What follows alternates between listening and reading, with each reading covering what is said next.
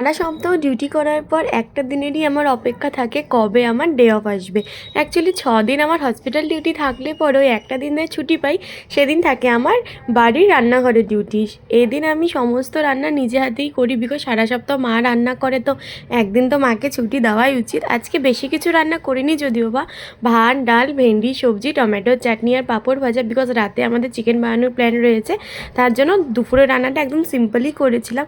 আর জানো তো, আমি যখনই ভাত বানাবো না কেন, ভাতের সাথে চালের সাথে জলের পরিমাণটা বুঝতে পারি না, মা আমাকে অলওয়েজ গাইড করে। সারা রান্নাঘরের সমস্ত কাজ আমি করে নেব, কিন্তু ভাতের মার ফেলানোটাই আমার দ্বারা হয় না। অনেক দিন আগে না ভাতের মার হাতের মধ্যে পড়ে গেছিলো, সেই থেকে একটা ভয় ঢুকে গেছে।